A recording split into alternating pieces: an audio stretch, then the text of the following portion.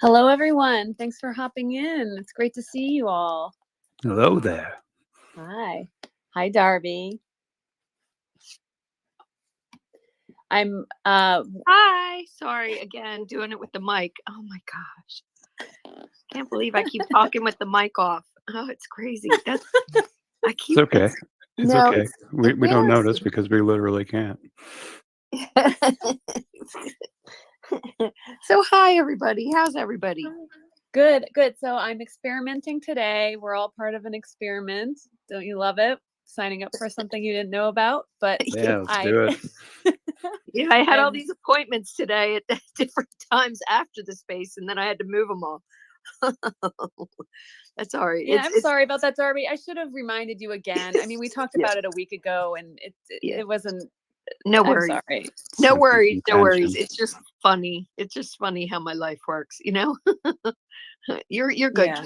You're good. Okay. You're sweet. Thanks for making the arrangements. It's always, I love having you here because you add such a different perspective to things. So, but the experiment I'm running, I'm streaming this right now to Instagram and Facebook because I want to recruit my people over there to come to X. And I think Spaces is like the only way I can convince people. Like I really do. So I'm trying to get them to discover it, get curious about it, week by week, and then maybe be tempted or want to chime in, So that's the plan. What do you guys think? Do you have visibility on the chats? I mean, is that a thing that you can do with all this going on? Well, I have the Instagram chat, like I can see it. Facebook, I don't know. I could, yeah, I could have Facebook. I can keep an eye on it if people want to drop messages in. So I will just speak to the people that are on the other platforms. They can drop messages in, but I encourage, part of the spiel today when we reset the space will be to encourage anyone watching to come to X through the links either in my stories or go to x.com and search for me and I'll pop up and you can join and get into the discussion. So, but that was the plan for today. We'll see how it goes. Sounds like a lot of plates and a lot of spinning thereof to handle. You always put it in such an imaginary world. I love it. It's neat. I don't know how people are staying on Facebook as long as they have. I just don't see any value in it. And the fact that they harbor criminals to use your identities and then expect you to, prove yours is such a craziness. But anyway, maybe I shouldn't have just said that. No. It's good. It's got good. Shut down already on one stream, I noticed. I mean, we do have to do the verification here as well, but a lot less noise over here. Well, I think it's also more reasonable too, because we're not harboring criminals. We're not protecting them from using our identities. We're booting them off if there's any question, which I like. Yeah, so we'll try that. There is some value to Facebook, like very small, tiny, minuscule amount to Facebook. We can talk about it if we want to get into that. Wait. Did you say you're live streaming to Facebook? Yeah. I have friends there. I have friends. I swear, I have friends, guys. I swear. Are they were they all in your high school? Yeah, pretty much. Yeah, everyone I went to high school with, and then who I worked with from years like 2002 to 2013, 14. Yeah. So that's. Wow, is it a live stream that they can interact with, Cate? That's what Chris was asking. Yeah. Yeah, they can chat, but the goal is to encourage them to want to come over here and participate in the conversation. So I'm not really actively looking at the chat. If someone does, I might, bring it up. So, but I want it. What the goal is to tempt them here. Yeah, I try that all the time. I'm always posting on Facebook. Are you guys on X? Are you on X? And I get crickets, nothing. And I have 600 people I'm connected to on there. They're all normies, dude. Yeah, you're right. It's all family and friends. Yeah, normies. Yeah, family's one thing, like I get that, but like, like friends, it's usually like the normiest of norms. People who are also named Norm. Or we might as well go back to MySpace, right? Ooh, now we're talking. You know what? Say I what you had so will. much fun on MySpace. Yeah, I loved MySpace it. had flavor. I loved it. I mean, it was like, you could have a direct conversation with the musician that you never thought you would have a connection with. It was just awesome. And you get to like, without consent, listen to everybody else's favorite music. Yeah, exactly.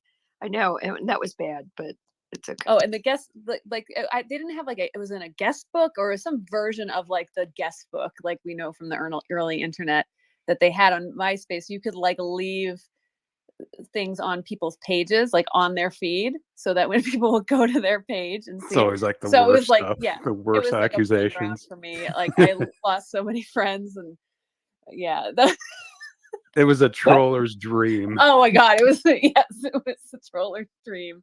Oh, what a great time to be alive that was. Yeah, I was gonna say that guest book goes all the way back to like geo sites and tripod. I remember putting a guest book on that when I first started. Wow. Does was Justin fun. Timberlake still own it now? Did he? I thought he bought Twitch. No, I thought he No, bought. I'm thinking of a different. Yeah, I thought he bought MySpace after what's his name left. Maybe. I don't know. I thought, but that's all right. He Well, needed this is a fun I think you're a right. losing venture, right? This is a fun conversation, and we can get into social media as it pertains to like how we put out work and stuff like that. But one of the topics I wanted to touch on just as an overall topic, so to just get you guys thinking about it, is personal work and creating work not necessarily for someone else, but for yourself. And that's kind of what I do in general when it comes to like creating things. And I don't know if that's a good thing, a bad thing, if a mix of it is good, or leaving personal work just for yourself and no one else. So that's just like an overall topic I wanted to get into a little bit, because I had a couple of things I put out this week that I thought were relevant to that. So what do you think of that, Darby? Can you ask the question again? I'm sorry, I just missed all of it. It's I didn't digest it for some reason. I was listening to you. I would like to second that. Yeah, it just went Okay. right in and out one ear. So Okay, no, it's okay. Like I woke up very groggy this morning. I might be talking in circles and not making sense. So it's possible that it's me. So no, I won't put took it my all on you. meds and everything. They should have already kicked in. So I don't know what happened. But go ahead. And I do notice that a few people have jumped on the stream of the space, and I just want to let everyone know that if you would like to join the conversation, anything that we're talking about that sounds interesting, please head over to X, and you can find my profile and find the space, and you can jump in and start chatting with us. And if anything you want to share, I love sharing other people's work here, and anyone here listening, you're welcome to share your latest projects in the Purple Pill, or if you have questions or thoughts on the topics we get into, share those down below, and I'll be keeping an eye on that. If there's something interesting there, I will share it, but we, of course, encourage you to come up and share on your own. So the topic I was getting into was thinking about is personal work. So creating work for yourself. And that's something that I tend to do. I just create work for myself, and then I put it out to the world and force you to consume it. So I wonder what do you think of personal work, Darby? Do you make time for that? Do you not find it useful? Yeah, that's how I started with my business in the first place. Was everything I did was I made them for myself, and then I'd wear them to go with an outfit. Like I'd make earrings to go with an outfit that I had that I would wear, and I'd plan out my days based on my outfits, and then how based on the earrings that I was making to go along with it. And then people in school would be like, "Oh, I like your earrings." And granted, I would wear uniform every day, but still it was like I would use the outfits to base the earrings on. And then I'd wear the uniform to school, and I'd wear those earrings that day. And people would say, "Oh, I love your earrings. Where'd you get those?" And I'd be like, "I made them." And they'd be like, "You did? Do you think you can make me a pair in blue or whatever?" And I was like, okay, $5. Oh, and they'd be like, oh, okay. And I'd have them for them the next day, and they'd be like, wow, how did you do that? How'd you do it so quick? And I was like, well, you asked me, and and then I started paying. I mean, they started paying me little by little, but yeah, that's how I started. It was started basically everything was a personal appeal or curb appeal on me. Yeah, awesome. I'm just kind of going through and trying to pin my stuff and post my stuff down below that I want to talk about. So did Christopher or Rich, do you have anything you'd like to speak on this topic, or you can talk about something that you've done this week? Well, I think if you're not making personal projects and you're not sharing personal projects, you're not going to make it, just flat out, because that's where you define your style, is when you have no constraints.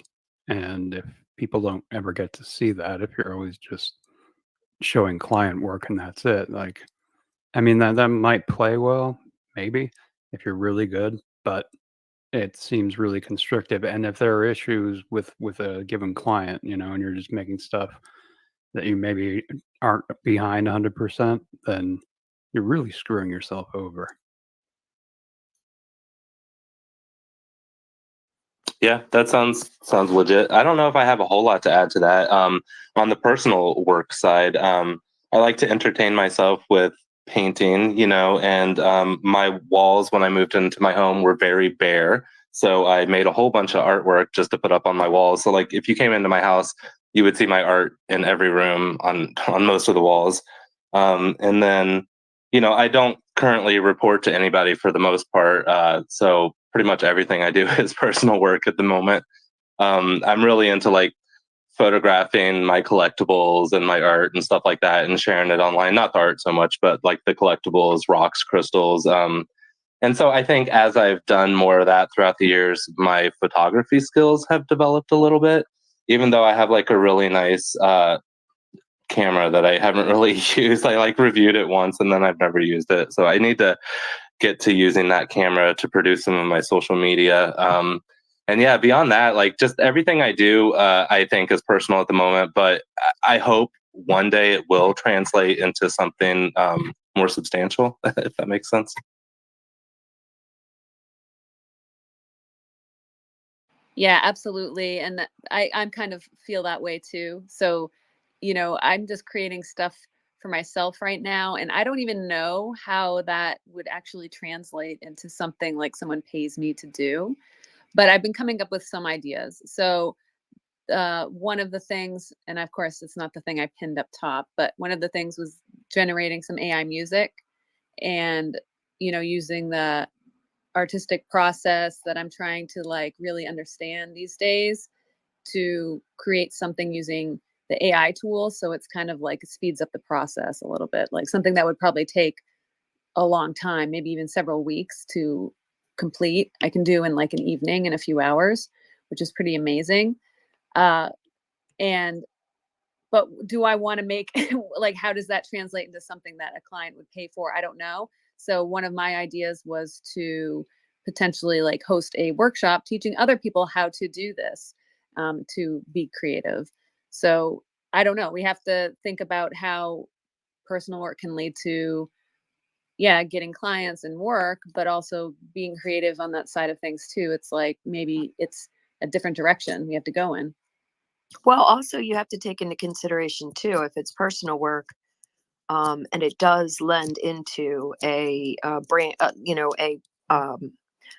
product line that you want to take, into the brand, then you also have to take into consideration how long that personal work uh, affects, or how much that affects your branding prices, because that's important too. A lot of people don't take that into consideration. They might consider, the components that are involved, but they may not take into consideration the time that it takes to make those things. One lady I spoke with yesterday was talking about how her textile, her crocheted goods takes, sometimes 2 to 3 days, sometimes a couple hours, but it depends on what she's making, and that has to figure into the pricing as well. So especially if and she even said her daughter was, or her granddaughters and So if we're like, oh, I like this, I need this color, can I have this? And she was like, yeah. And, and I told her, I said, you're losing profitability when every time you say yes to them. And she loved that. She thought that was good, but it's true. Yeah, excellent point. Yeah, because if you're making something a physical thing, then if it's personal but someone else might want to buy it, you do have to consider that, like, you were going to make this anyway, but it still holds some sort of value. So we should be considering that. And there's already some great stuff in the pin. So make sure you check that. Yeah, there is. Good memes. And Darby sharing her jewelry. These colors. Oh, these are beautiful colors. Oh, wow. Those are lovely. Thank you. Yes. And Brett, who is now joined us up on stage, dropped a comment that, it helps spur client work. And I think that's so true also, because if you're in my mind, what you're putting out, if it's what you like, you're going to attract people that like that. And then those people will be your clients, and those are the right clients you want, right? The ones that already like what you're doing. You don't have to try and conform as much to what they want. They're going to want a lot of what you want. So that's cool. So welcome to the stage, Brett. How are you this morning or this afternoon? I'm good. I'm on my way to City Hall to pay my real estate taxes. So maybe not so good. Bringing down the space. Ow. Yeah. Well, but I mean, this will lift it up. This is the first time in my life I've been able to pay them early, so that's good. So anyways, so yeah, I just wanted to briefly touch on that. You're right, Cate. It does help bring the right clients to, what you're doing and things like that with personal work. But it also helps you, at least it helps me experiment with new tools that maybe I wouldn't use in commercial work or client work because I may not know how to use them as well. So I might explore with them and see what happens. And that might give me ideas that I wouldn't normally have for client work or commercial work because it's a new tool that I don't know how to use, so I discover something. But it also allows me just to keep, maybe go into other realms of stuff I don't normally do looking for clients if I'm doing personal work that's a little different than what I would be doing normally, personal work wise or commercial work. Well, speaking on the tools, Brett, and I'm so glad you're on here because I love you. I'll never forget years ago when I was younger, I went and I was in Home Depot and I bought one of those Dremel tools, and it had like 80 to 90 functions to it. And I had no clue. And I thought, I'm going to buy this. I'm going to learn all about them and I'm going to make some cool earrings and blah, blah, blah. Had that thing forever and still never understood how to use it. And then I gave it away like a couple years ago because I thought somebody else could use it. That was molding clay and stuff like that. And, but I mean, it was such a valuable tool for me to give away. And I'll never forget. I mean, I think I spent $70 on it, but it was such a really cool resource had I just had the time to take, and learn about each tool. But I didn't have anybody to help me learn it. So I just, and back then it wasn't really like I could use YouTube, as much. Yeah. I mean, that's the thing. It's like YouTube now opens up all kinds of possibilities, even, other online courses that are paid, allows you to kind of just dip your toe into a tool, right? That you may not be able to use right away. And you may not ever use it even once you learn it, but then you have it in case you want to use it or it works out for something else, like a small piece of the work. Or like you said, you can give it away and maybe help somebody else who needs that tool that can't afford it. You give it away. So in that sense, it works out in all kinds of different ways, right? Not just your personal work. You're able to pass something on to somebody else that may be able to use it better than you, and then you can learn a different tool maybe or whatever. One last thing before I jump off my train of thought of this is even if it's something that you don't have time to learn how to use and don't have a resource, it's always a good thing just to break it down into small steps, like thinking, like with a Dremel tool, I don't really know how to use this. I think I'm going to use it this way. Why not just buy a piece of wood or something and then carve on it a little bit each day until you kind of learn how that tool works and what it's capable of before you try to jump in with your own personal work on it. Just like experiment and don't be afraid to mess up that material because it's not an important material to you for your livelihood. You're just kind of learning. So that's my philosophy on like not knowing how to use something or having somebody teach me. I just try to make sure I don't injure myself in the process of learning how to use it. Yeah, that's an awesome point. And one thing that I actually really enjoy, I haven't done this in so many years, and it's unfortunate, but something I really enjoy is in my creative work and in photography in particular, is going and taking workshops from professionals in my field of expertise, whatever field it is, or whatever you create. So you spend time with that person, learning how they do things, and learn so much, and you can apply it to your own work and really experiment and try new things. And that's one of the things I've loved so much in the past, that I used to do it. I used to go to one every year. I'd make a point to, and they would be week long. I mean, it's not like a day or two. I'd go for a week. I'd take a vacation and go to a photography workshop, and just incredible for getting inspired and creating personal work for sure. So I always recommend that. They have them in any medium you can imagine. So yeah. Well, the good news about personal work is that the more you like something, the more the chances are somebody else is going to like what you're doing too. And when they see it, they'll put their own spin on it, which gives you more avenues to take that one line and go in different directions with it. And once they bring that to your attention, listen to it, because that feedback is so crucial. They're telling you the trends of the market, and they're giving you an industrial scoop, whereas your competitors might not have that. Right, that's really true. Also, one other thing about workshops is if you can't afford to go to a workshop, or take the time off to go a week or whatever, try to bring that person to wherever you're living and do a workshop there.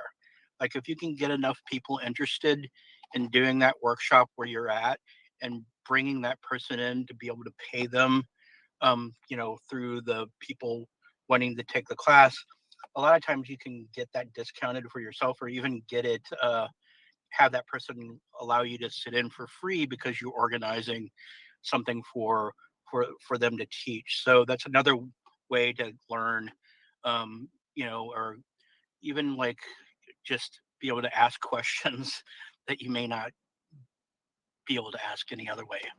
Well, be careful with that too, because in this day and age, you don't really want people coming back to your house.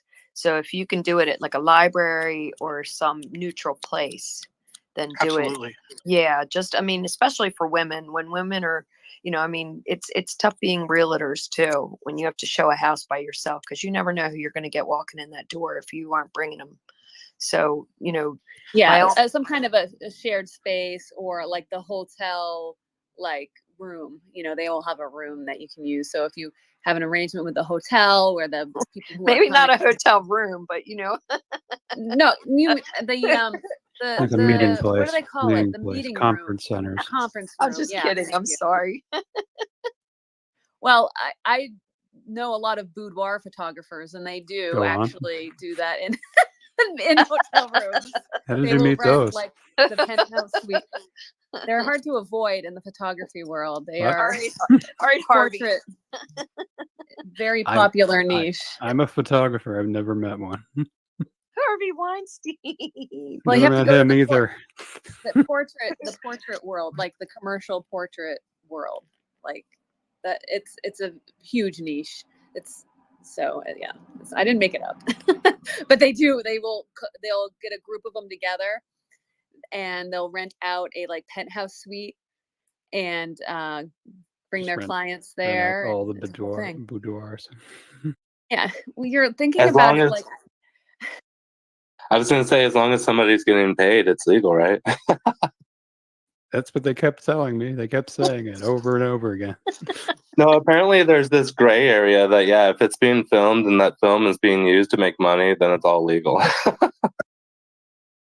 okay, you guys are not like thinking about the same thing I'm thinking about right now. It's in I'm the same sorry. avenue. I'm It's sorry. creative, right?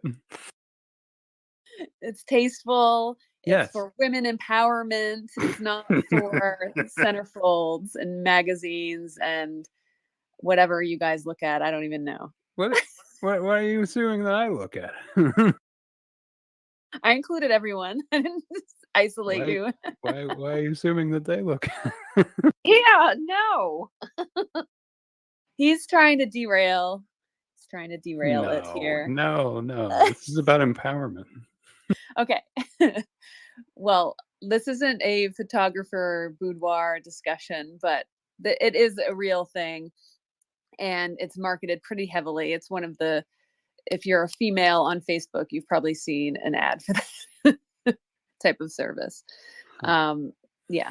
So anyway, I just want to reset things here for a second. Well, I have a moment to pause. Thanks everyone for joining.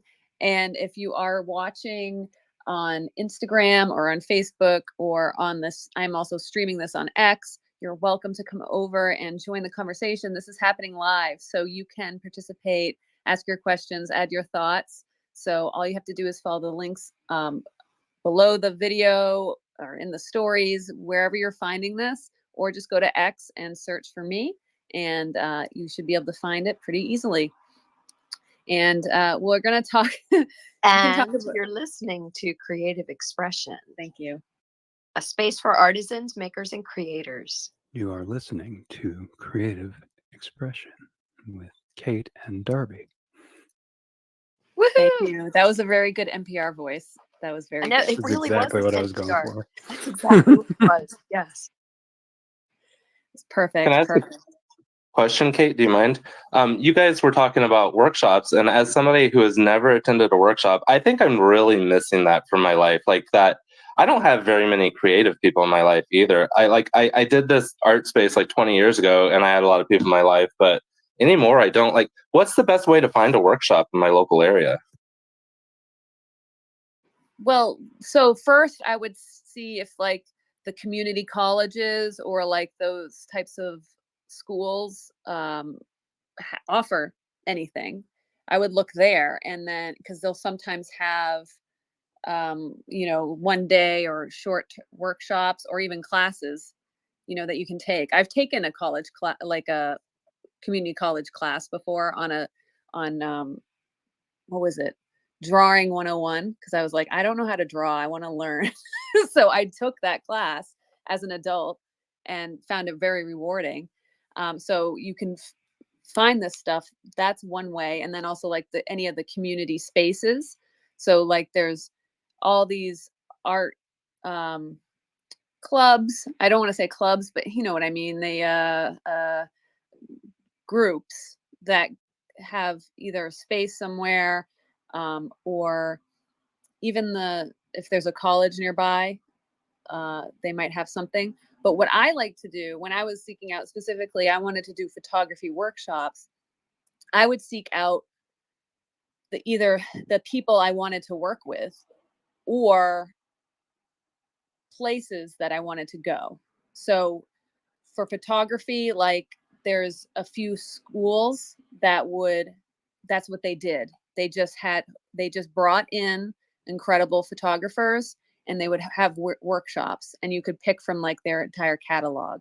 So I'm sure in any niche you can think of or any medium, there's probably something like that exists, and you kind of just have to look it up. And it's something that you plan out for, like a while ahead of time, because sometimes these can cost a little bit of money. But I used to, I would camp. Like I wouldn't get a hotel room. I'd just bring my tent and camp out Oh, wow. at the local campground to save money. That was my little trick. So Thrifty.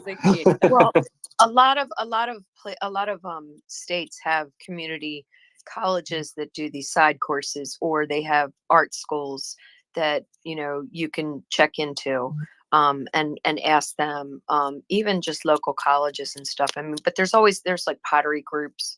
There's all types of different groups. If there's a niche that you're looking for, a market you're looking for. Yeah. Awesome. Yeah, Yeah, I'm actually in a college town, so I'll have to check my local colleges. Cool. Thank you guys. Check that. That's really important. And not only that, but you may even find a teacher that you like, that is teaching it, and you can get some good feedback from them. And even they'll lend you information about where to proceed with selling, or how to sell in that area, what events are popular, what events are taking place, whether it's local, whether it's,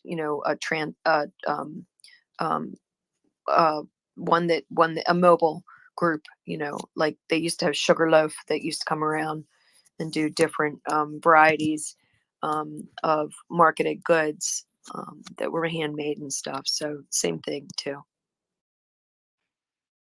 Yeah, I want to just drive this home because I haven't thought about this in a long time, doing these types of things. And I think it's because of the pandemic kind of shook that up, and it just probably stopped for a couple of years, I'm sure, any kind of activity like that. So yeah, seek those out and support those programs that do that. Because the one photography school that I was always looking at what they had to offer, there's a couple, I'll mention them in case anyone listening would like these resources.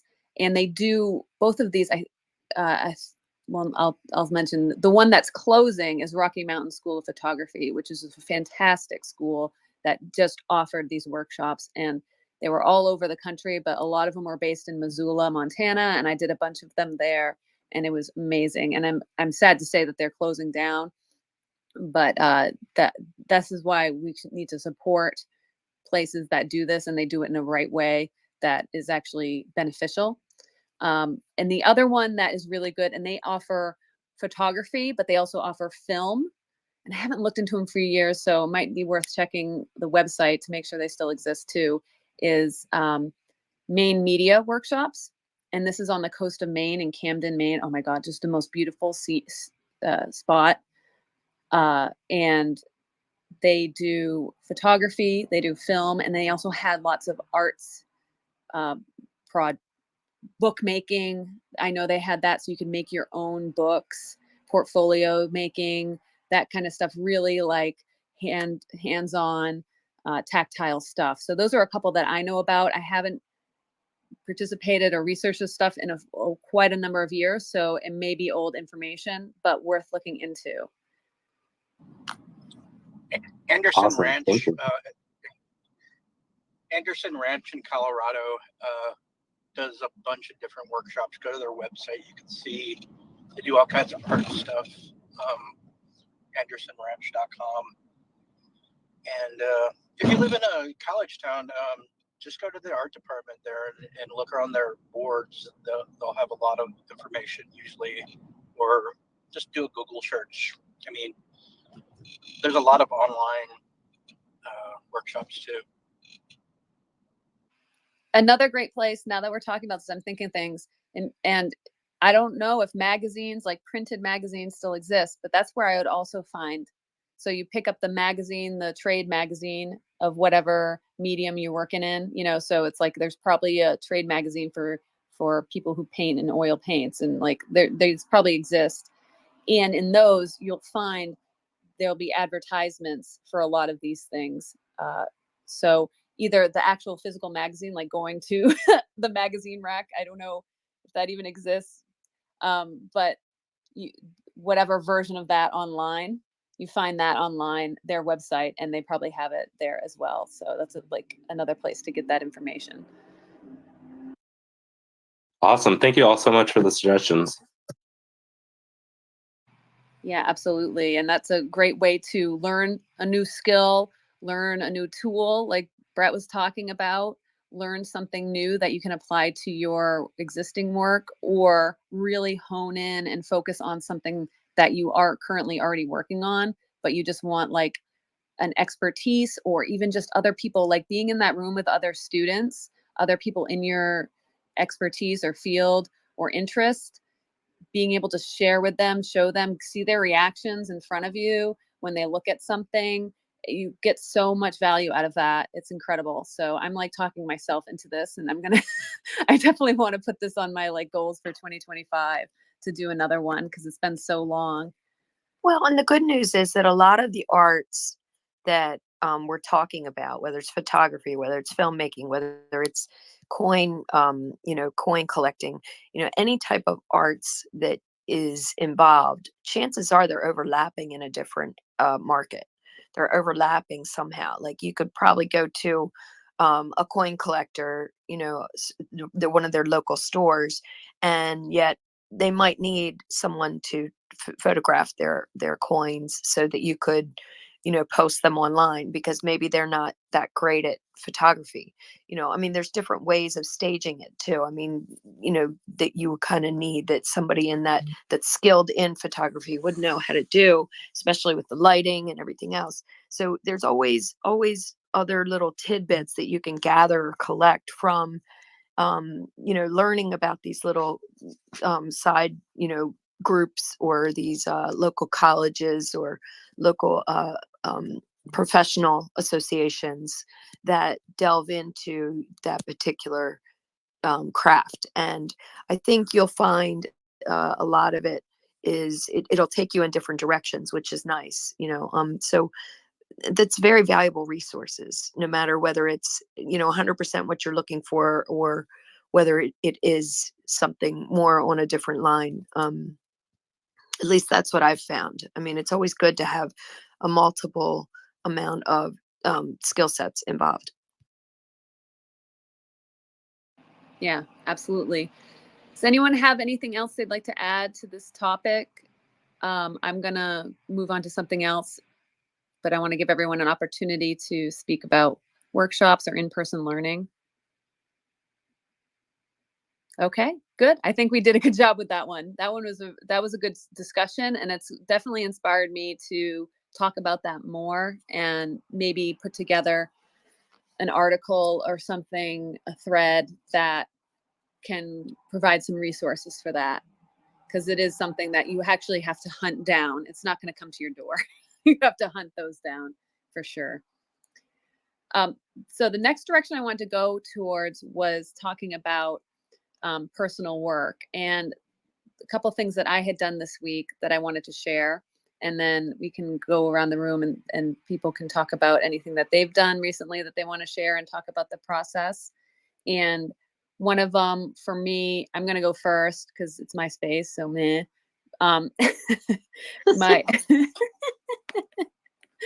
My I created a couple things. First one was a video that I put together. So I went on a little trip with my to visit some friends on July 4th, and we had a fun day. And I'm into the idea of vlogging and just showing what's going on in my little part of the world.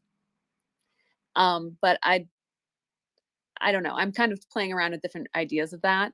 So I brought my GoPro with me, and I was just kind of capturing little clips of the day as it went on. And the big adventure of the day was to go for a float down the river, and it was just a beautiful day, and we had a great time. So I took all the clips from that and put it together in like a short little film, but I call it like a home movie.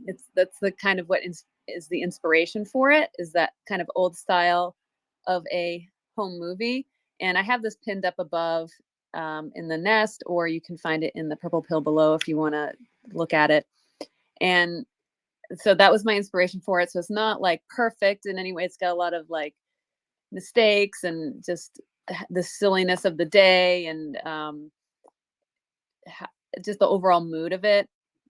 And then I also generated some AI music to just use in the background to pair in with the vibe of it. So that was just something I put together yesterday, finally, after sitting on the footage for over a month now. So I was very happy to get that out. And that is totally for me. And I'm going to share it with the people who are in it, my friends. because they were there while I was filming it. And so that's who it's for, right? But I wanted to put it out as well because it's just like a little bit of a piece of me. It's like a little slice of me that you can see and enjoy, and that's what it is. There's nothing deeper than that. So I just wanted to share that here and let people get inspired by that idea, I guess. What I like about your little film, Sun and Water, is I love how it's coming from a backseat perspective. I think that's really a cool way to look at it, because the guy's arm is out the window, and and yet you're watching everything go by, and it's like you're literally just sitting there just observing everything going on, and it was really cool. I didn't get a chance to hear the music part of it, but I'm sure you did something groovy to go along with it, because that's how you are. You're a groovy chick. So anyway, but I really like I like so far what I've seen of the video. Thank you. Yeah, the prompting I used for the music was yacht rock. Do you know what that is, Darby? Yacht rock. Isn't that yacht rock you're using? But you're not on a boat, so how is that? And we're floating. We're floating in the tubes. That's our version. That's our I was looking at the other redneck one. I was four-person looking at the version. one where you were driving, Sun and Water. I didn't get to the water part You yet. didn't get to it yet. Yeah, we're on the way. We're on the way there. Oh, cool. That's cool. That's cool. I need to listen to it. Yeah. Yeah. It's just more ambient, and I joke around. It's a good video to put on if you're trying to fall asleep. It's that kind of vibe. It's like you're late at night and you're having trouble getting to sleep. You can put that on and kind of just drift off and enjoy. Because that's what I like. That's the kind of entertainment I like. On a waterbed, right? Yeah, perfect. All right. So I have something else I want to share, but Christopher pinned up his latest AI music video here. So I'm going to put him on the spot and he can share about that. Oh, all right. You can put me on the spot. Yeah. Wrote the lyrics for it, and I did the imagery at the same time, like back and forth. And yeah, I mean, it's based on my other works, my other art style, kind of a return to form, classical mixed with more modern imagery. And yeah, I didn't ask for it, but it sounds exactly like David Bowie. Yeah, that's pretty cool how that worked out. So you talk a little bit about it, but can you get more into your, I don't know, the process of doing it? Like the music or the visuals or both? Or whatever you want to talk about. Because I think there's a lot of people who are intrigued by this stuff and maybe don't even know where to start and might want to experiment with it. So just whatever you want to drop. Well, I can tell you what I like to do. What I do is if you go through the music videos that I've done so far, they're basically like a hit, like a top 10, top 20 list of like my favorite kinds of music, my favorite songs. And I want to, I target a song and I'm like, I really want to make a song like that, but obviously in my own voice with my own lyrics. So I'll go to like ChatGPT and I'll ask it to just make a prompt that's like something that sounds like this song or something that sounds like this other song. And, usually I have to edit it a little bit because the descriptions are pretty good, but they're also a little generic. So I usually have to plug in like specific things about, the kind of singing that I'm looking for, the accent, if there's an accent going on there. And I do go through a lot of iterations, a lot of versions of the same song. And it doesn't always work out, but eventually I usually get there in the end and I get something interesting. And sometimes that'll even inform the visuals and the visual side of things. And I'm usually like working off of similar prompts. Like I built like something that's like personalized for my work, the more visually in your face kind of stuff. I built that up over like a year and a half, experimenting with new things. And that's what I invite other people to do, is find something that works and then don't stop there. Don't just keep using that same prompt over and over again. Like, use different subjects, like don't show the same thing over and over again. Like you can, have some kind of progression in what you're showing and how you're animating it. And yeah, having not just a progression within one video, but progression over or across everything that you do. I don't think there's a single video that I put out there that I didn't do some kind of experimentation on, like try something new. And sometimes it works out so well that that's like the hook. That's like the first thing that I show, and iterate off that as well. Awesome. Yeah, thanks for walking through that, because now that's interesting to me, and I want to get into it in a second, but I want to tell Rich to put something up in the nest that he wants to share and talk about. So if you're going to come up on stage, I'm going to make you share. But I'll give you some time. I have another question for Christopher. So you talked about, so for this particular one, was it the song came first and then the visuals, or the other way? This one, the visuals came first because I had I can share this as well. I did like a kind of similar thing. It was a little limited in scope, and I kind of expanded on it in the there it is.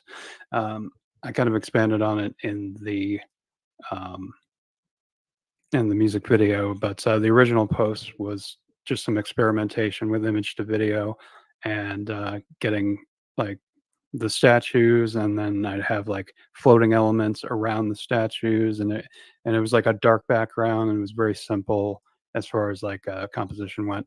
But I wanted to expand on that, and so I put it, instead of it being in a black void, I put it in a classical setting, with a reflective pool underneath it, and that worked out pretty well, and the animations worked out, so I was able to push forward with that. If it hadn't like worked out like off the bat, like I probably would have tried something else or done something similar to what you're seeing on the pin tweet. But yeah, I did. Awesome. Yeah. It really speaks volumes, Chris, based on, it almost alludes to the demise of art. I hate to say it, but it does. It's very fascinating because it's very relevant to today. Yeah. And how they're removing art features and creative growth in schools and from our daily environments. Yeah, the death of art, the death of culture. Yep. Us living in interesting times nowadays. Yeah. Yep. It's very sad. But it's very profound what you've done. Really good. Really good. I almost see it as award winning. That's how I feel. It seems to me like something that a short film could give you an award for. That could be one of those. Really good. Thank you.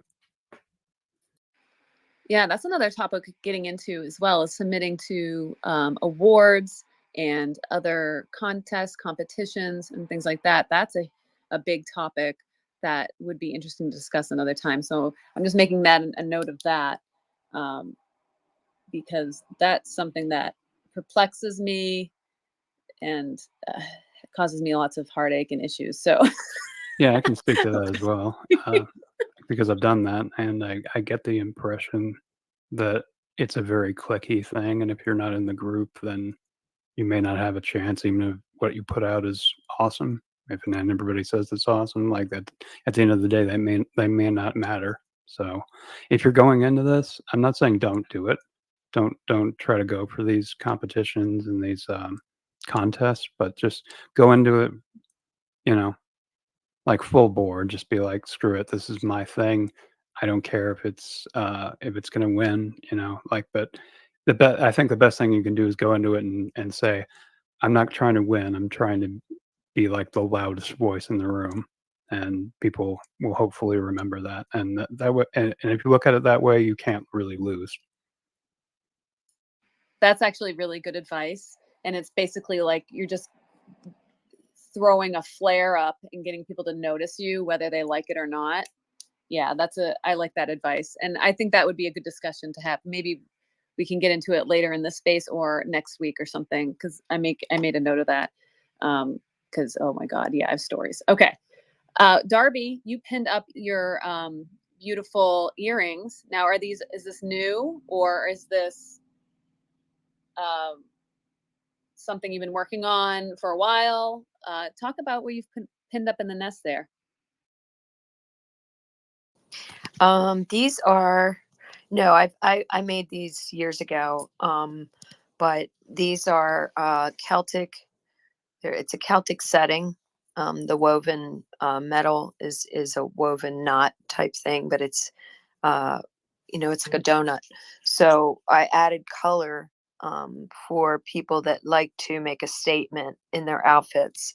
And not necessarily do you always have to wear the same color with what you're wearing. You can pop you can really bring out an ensemble that you're wearing with a totally hot color or a color that doesn't match.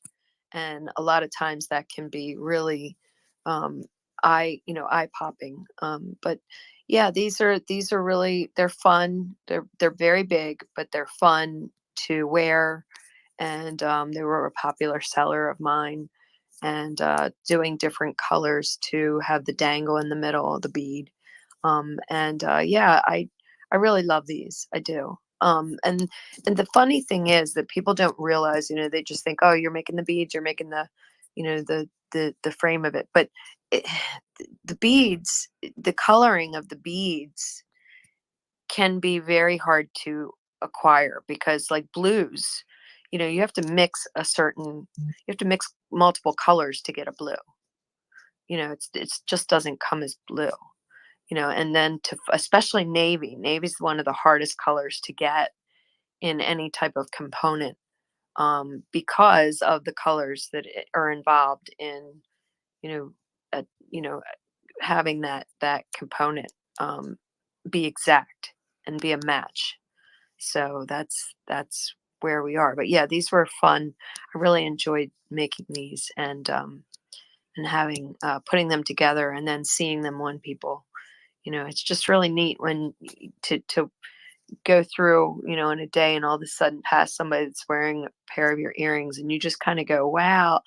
And at first you see it, but you don't really see it. And then you kind of go, oh, I made those, it's kind of neat. Yeah, I love that the photo here you put with this that has all the colors, because it's just, if I don't wear earrings, but I see like, oh, I want to have one in each color for whatever outfit or mood I'm in, because you can always associate a mood with a color. Precisely. Yeah. And not only that, but this isn't all the colors. I mean, I had a black dangle that sold first, then the blue, the That's navy for blue. Christopher. Yeah, I mean, but I'm telling you, it's just neat. It's neat to see, like orange was a huge one. They really love the orange, the hot orange and the bright red. They're all the really bright ones are the ones that are the most drawn to, because they go with so many things and you don't realize they go with things. But you could be wearing a black and white long pant, I'm trying to palazzo pants, and wear like a white top, a white button down, or a sleeveless button down, and then pop it with a pair of the bright yellow or the bright green, and it makes it so much more appealing to have these like just and most people, like I said, most people will buy the same color of what they're thinking of when they want to wear it. And I always tell them, you try to buy something that doesn't match, because I'm guaranteeing you it'll match more outfits that you wear, and it'll just really bring attention to it. Yeah, absolutely. And you're selling in person a lot, so having a display with these, whatever is brightest and stands out, that's what's going to draw people in. So then it becomes like, that's what that person's attracted to, so of course they're going to want it. So you probably have a lot of the red ones tucked away behind the counter so you can replace those when they fly off the shelf, I'm sure, because it's just so that whatever catches your eye first. And those red ones, yeah, pop out to me first, and the yellow, but then all the colors. Oh, I just love it. So thanks for sharing that, Darby. Yeah, thank you. And then we have Rich shared something here. I'm just going to click on it so I can see about the color silver. Is that what this is about? And I the think metal. that, yes, absolutely. Well, okay, so I haven't created a whole lot this week. I've been sick for past few days, and then my great grandmother went into hospice care, and so my husband had to leave the house. So I'm like managing the house, and it's been a weird week. But aside from the creation, though, I think one of my things I do is community building, and I really want to bring the silver community together. And there's so many people who are like, everybody's just hyper political right now, and hyper tribal, I want to say. I don't know. And I just wanted to like let it be known that silver knows no colors. It knows no political sides. It doesn't know any borders or creeds. And so I kind of wrote that statement. It's kind of like, it's like a poem in my eyes. It's definitely not a poem, but it's just a statement to bring people together. And so that's kind of what I did this week. Like I said, I haven't had a whole lot of time or strength or effort to do a lot, but I just wanted to share that. Yeah, thanks for sharing that. And if there's something older you want to share, that's fine too. But that's a good message about, building a community around whatever your message is and what you want to put out there. I think that's really good. And you have a very specific idea, so it's perfect. Yeah, go ahead. And silver is a legacy that connects us all. It really is. I mean, silver, the most polished silver, is something that families hand down to each other, is something that, there's such a history, and to find the most beautiful polished silver to wear on as an outfit. Like, even I use sterling silver hooks on a regular basis, because chances are most people can wear it. Most people can use them, and it's not an allergen, in terms of wearing pierced earrings, but there are still some people that can't wear silver or can't wear gold. They can't wear the mineral, the metal, the pure metals. So I haven't quite figured out what to do about that. But and Rich, if you have any ideas, since you know silver well enough, that would help me. But I have to say that, yes, you're absolutely right. It's a legacy. It is a legacy. It's something that has been generationally handed to us on a personal level, from families to families, from way back when. I mean, the everything, from the mugs and the cups that they used to use, silversmiths that used to create everything. I mean, belt buckles, you name it. It's just it's a fascinating piece of art. I love silver. Thank you so much for saying that, Darby. And I agree 100%. I first started collecting when my dad mailed me a couple silver dollars when I was 12 years old, and I've had them ever since. I still have them today. I have a beautiful silver and turquoise bangle cuff bracelet that my mom left me, or sorry, my mom's still alive. She gave it to me. She, I think, got it sometime, and I think she got it when she graduated, like in 69 or 70 or somewhere around there. And I love it. I wear it and I think of her. And beyond that, like, I would like to eventually start pouring silver and putting my own artwork on silver bars and coins. I want to buy like a laser printer or something like that, and take those steps eventually. I just haven't quite gotten there yet. It's a little bit of an investment. Have you talked to any of the 3D printers to see if they can use silver in the 3D printers? Yeah, you can. I've definitely looked into that, and you can. It just, you have to buy a little bit of a more higher end model to get a really good engraving or etching or colorization, because you can even do a little bit of colorization with some of the laser models. And there's just so much you can do with it. Like, you can create a sketch and you can upload it to a program. You can kind of give a little bit of a 3D render to it, and then you can upload that to another program. You can put it on a coin, and then there's beyond laser things, there's like engraver tools that you can buy that will just engrave it all using like 3D printing technology. And you can have a really cool high relief coin that you make with your own artwork. And then pouring silver, that's always fascinated me. My dad was an artisan. He created jewelry. He created all his own necklaces, all his own rings. He was a blacksmith. He was a carpenter. He did all of that. And so unfortunately, I didn't grow up around my father. So I didn't learn from him, but I definitely inherited his creativity, I want to say, and his passion for doing a lot of those things. I've always been kind of a person who, is interested in a whole lot of things, but not really an expert of one thing. But yeah, I would love to get into doing that eventually, pouring my own silver and creating my own art with silver. Yeah, I can relate to you. I still have all my little silver dollars that I got in the 70s, because 1976 was when I was growing up, and it was like that was the big year. Everybody had their silver dollars, They did the 1776 to the 1976, and I have all those still. So I relate to you in so many ways on these things, because yeah, silver was a huge, huge impact of me growing up. Yeah, cool.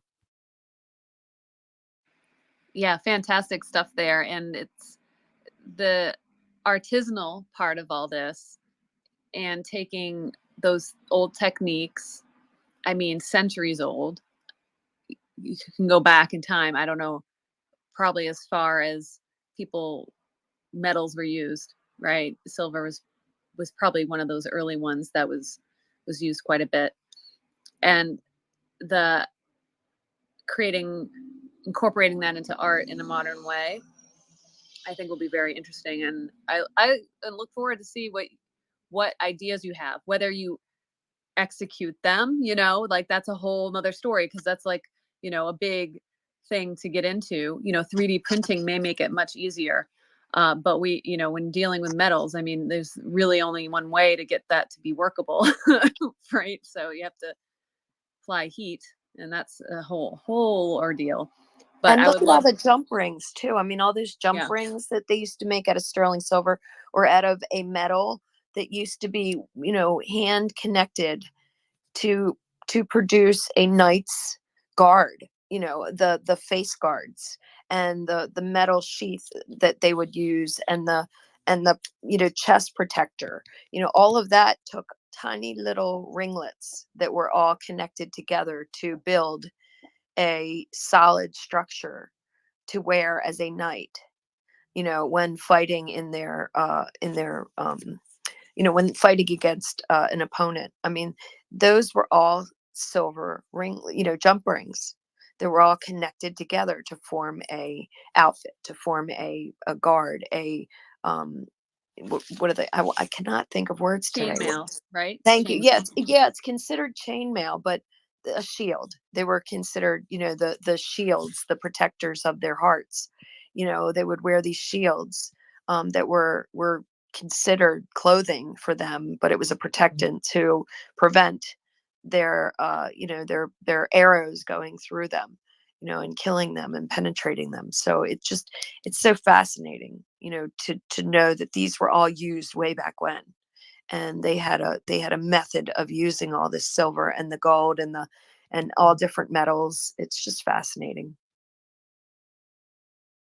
Awesome. Well, thank you guys so much for sharing my love for silver. And I don't want to derail the conversation too much, but what other thing can bring jewelry making together, AI, because you can use AI art on silver and silver coins, so that brings that together. Technology of using lasers and laser engravers and stuff, like photography, because you got to photograph it in good ways if people are going to buy it. So really, it does bring it all together. But yeah, that's all I'm going to say about that.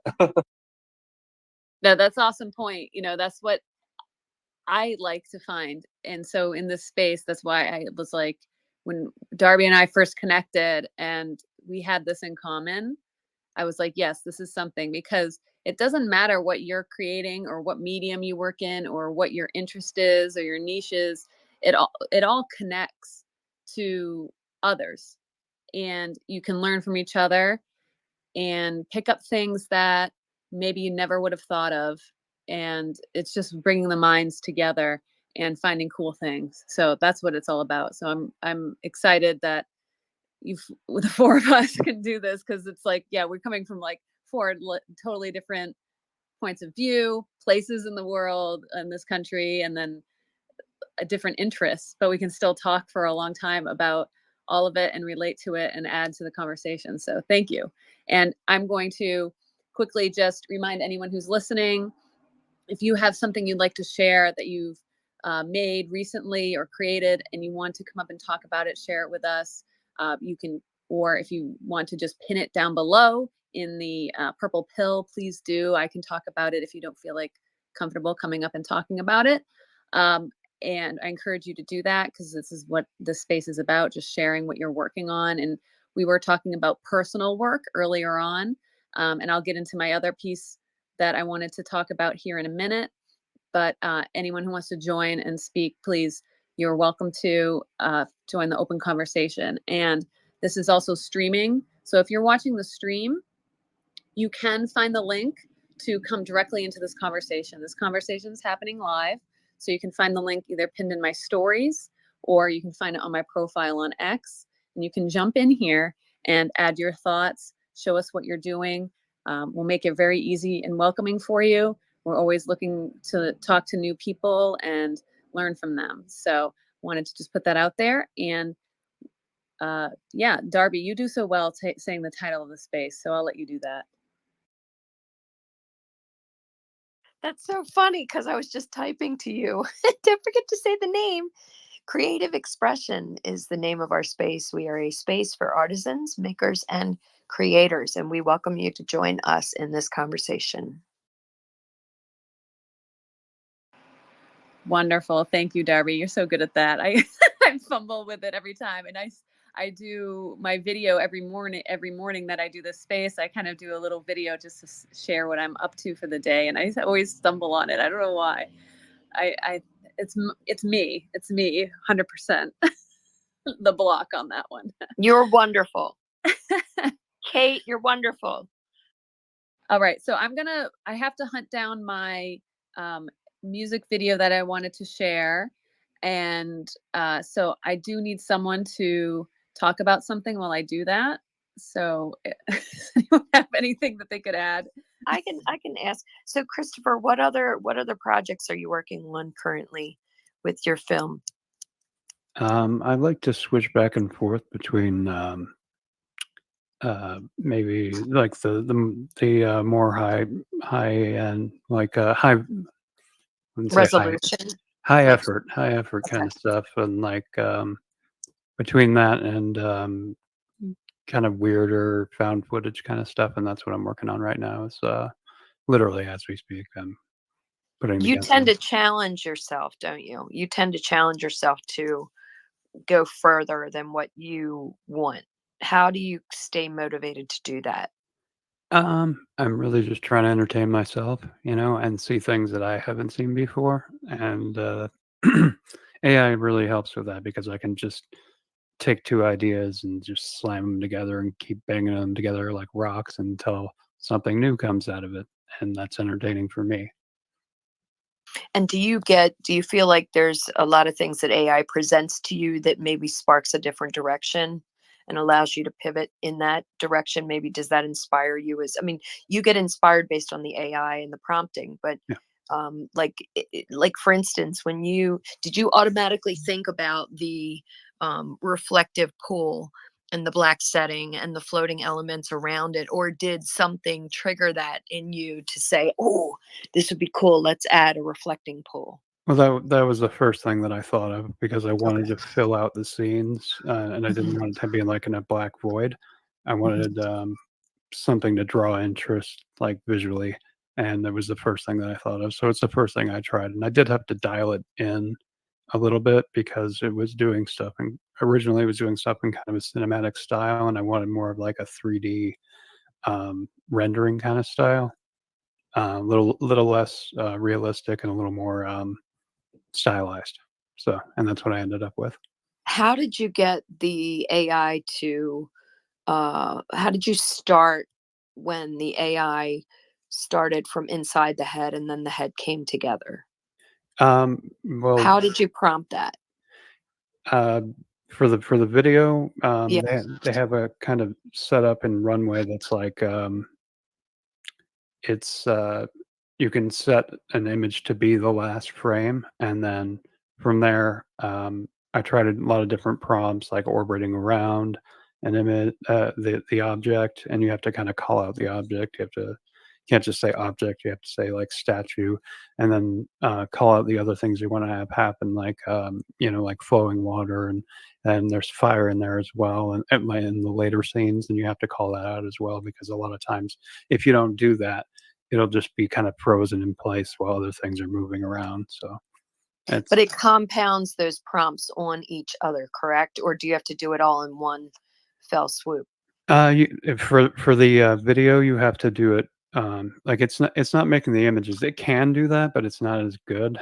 Like Mhm. so I'm using Midjourney. I'm creating the images in Midjourney, and then I'm bringing them into Runway, which is doing the video part of the thing. So that's a separate prompt, and you kind of have Oh, to okay. direct like the action and what you want to have happen in the scene. Okay, so you start in Midjourney with the images. I just want to make sure I'm following you. Mhm. And then you take them and transfer them into Runway. And what is Runway? Runway is an image to video and also text to video AI platform. So you can type in something that you want to have happen, and it'll do it, or you can add in an image and also say what you want to have happen, and it'll do that as well. It's not like unlimited. There are some things that it just can't do, but Mhm. it's getting better all the time.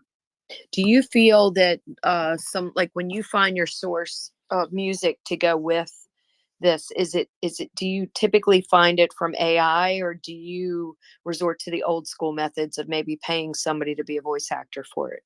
I do all my own voice acting. Um, Oh, cool. yeah. Okay. And if I need another voice, like sometimes I'll just pitch my voice up or down. And if I need something completely different, yeah, I'll use something like 11 Labs, which is like text to speech. That does pretty well. It's not great, but it's getting better. And they now have a thing where I can voice act out something and give it the right pacing and tone and inflections, and then it'll redo it in another voice, which is helpful. Yeah, I just went to that the other day and did a voice. So now I have a voice in there that um, is available for use, because I was trying to get something where like so many people rely on tonation to either hear something or for it to be received, for them to understand it. And a lot of times too high of a voice is not heard, or too low of a voice is too loud, so there's different methods of that. So I was trying to find one that was suitable for everybody, and yeah, I did that. I don't know if I did it right, so I might need you to follow up behind me and see if you can reach it, if it's published or not. But anyway, that's cool, Christopher. That's really cool, and you have such a great voice, very distinctive. Rich, you had your hand up. Did you want to go ask him a question?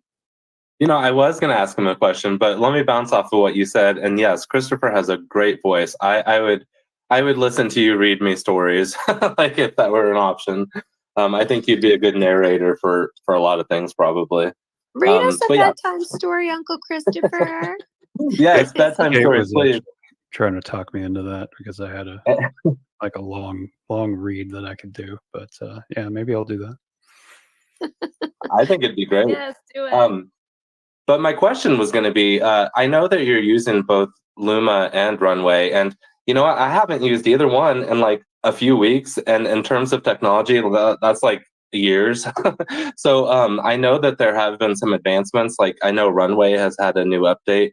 Do you still find both of them useful in their own ways? Are you still using them both for different things, or are you relying more on one or the other? I use them both, and never in the same project, because it's usually I'm trying to do something specific that one of them does and one of them doesn't. But they both have their points of like where you run into issues, and they both have their strengths. I would say Runway, I'm sorry, Luma has little to no loss in the fidelity of the images, which can be really important depending on what I'm trying to do. And it gives you more control because you can actually set it up so it'll do the beginning frame and the end frame, which is something you can't do in Runway. So that it's got that going for it. It's a Luma tends to have issues with dynamic motion. Like if it doesn't understand what you're trying to do, it may not do anything at all. Like it'll do something else instead.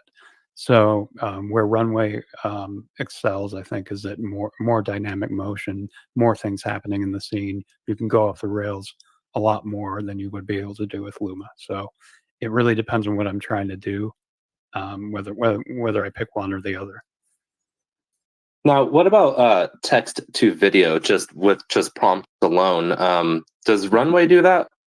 Yeah. In fact, they probably excel at it.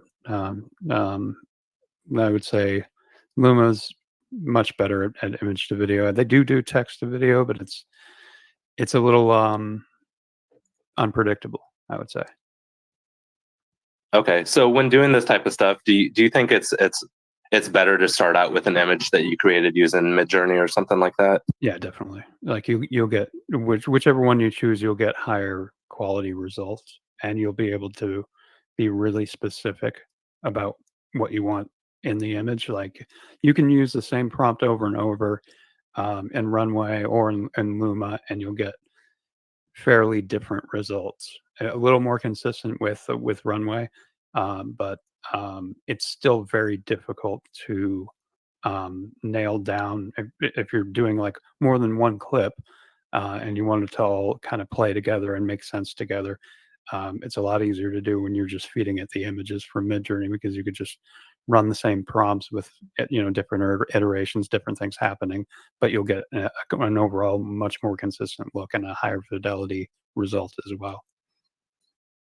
Okay, and then one last question. I don't think this was available the last time I was using it, but are you able to isolate something within an image and tell it to specifically do, like if there's a cat in your image, be like, I want the cat to be jumping specifically, and there's a man, I want the man to be waving. Like, can you isolate specific aspects of an image to apply motion or whatever you want? Yeah, you can call out specific things. Runway's a little better at that, and yeah, the more specific you are, the better it'll work. And yeah, you can call out specific actions. Whether or not it will do them, it really is. It seems to be dependent on the image itself. Whether or not the AI recognizes this as a cat and this as a person. Like sometimes I'll do like creepy mannequins or something like that, and if I don't tell them that they're mannequins, it'll morph into people. And they'll start walking around or something like that. I'm like, that's not what mannequins do, at least not in this. Okay. Yeah, I've kind of experienced a little bit of that myself. So, okay, cool. Yeah, so you can kind of work against that by being really specific about what the objects are, calling them out, and then saying what you want them to do. Yeah, and I think this is a cool conversation because we're getting really into the weeds about creating AI video and content. But I think it's also a very valuable tool as a way of inspiring other things and using it to create something new that maybe you wouldn't have thought of. Because I find AI, the GPTs and the visuals, to be very inspiring and really great for brainstorming and figuring things out. So I want to segue now into my other personal project that I was very happy to make and share. And this is very personal for me. It's just incredible, these tools. It's just incredible. So I'll talk about the process. I pinned it above. I also pinned above the link for next week. So if you want to set a reminder for that, that's up there. And also that's down in the purple pill. So anyone listening, you can RSVP for next week so you don't miss it. And I'll talk about the creative process on here because this is what's fascinating me lately, because I am not historically known for being a creative person. It was very hard for me. It's something I've struggled with my whole life. And I always looked at things very technically with a logical or analytical brain, I guess. So for photography for me was about like the science of photography and the composition and breaking it down and the technical parts, all the numbers involved and the equations that are happening to create a beautiful image. So that for me was photography. And then over time, it became, my style or whatever obviously surfaced what appealed to me and what I liked. And I was able to create with that in mind, like that informing me. But there wasn't much more to it to that for me. So I always was fascinated with the creative process because it's just something I couldn't quite grasp or reach. So this is something new for me that I'm discovering. So I just share it. I overshare. And that's that, but I think it's helpful because it's helping me quite a bit. So I hope it can help others. No, I think this is just sharing. Oh, it's just sharing. This is my another therapy session for me.